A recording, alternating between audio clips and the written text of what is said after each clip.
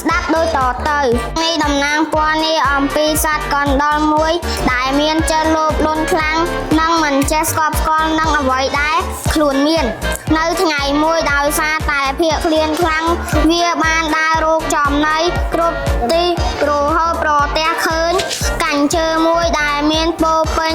ទៅដោយគ្រាប់ពោត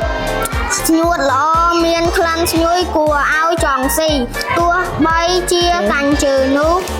មើលទៅគ្មានផ្លូវចូលងាយស្រួលក៏ដោយកណ្ដុរបានប្រឹងប្រែងស្វែងរហូតឃើញប្រហោងតូចមួយហើយលូនចូលដោយការលំបាក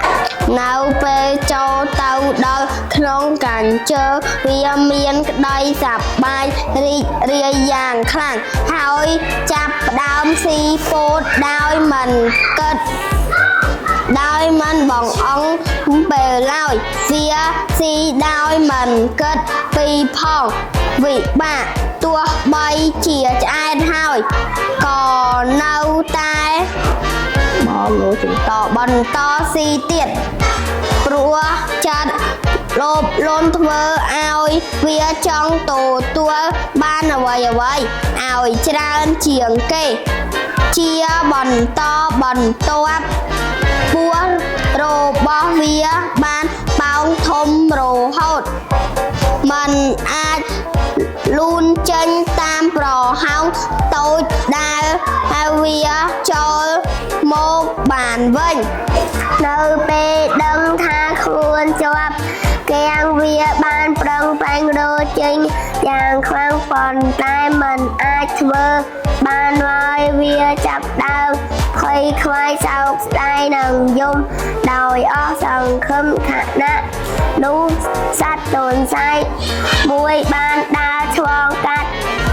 ហើយបានប្រាប់វាថាមូលហេតុដែលវាចេញមិនរួចមិនមែនដោយសារប្រហោងតូចទេប៉ុន្តែមកពីការស៊ីច្រើនពេករហូតពោះធំទន្សាយបានណែនាំឲ្យវារងចាំរហូតពោះស្រកទើបអាចចេញបានវិញទោះបីបានទទួល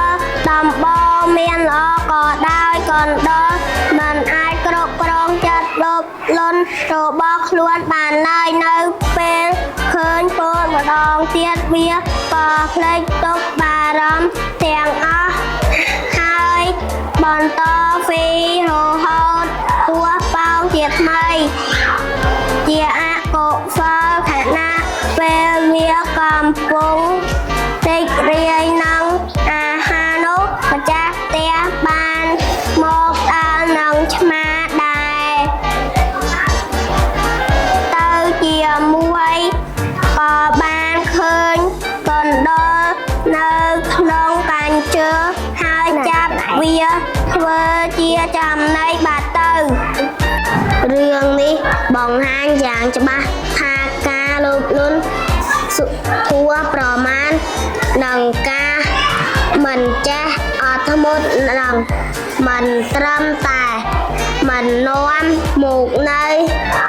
សុភមង្គលទេប៉ុន្តែថែមទាំងនាំ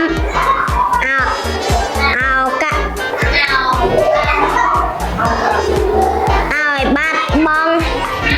ឱកាសអនាគតនិងជីវិតផងដែរដូច្នេះមនុស្សគួររៀនចេះស្កប់ស្កល់នឹងអ្វីដែលខ្លួនមានស្គាល់ប្រមាណក្នុងការរកនៅនឹងគិតពីផលវិបាក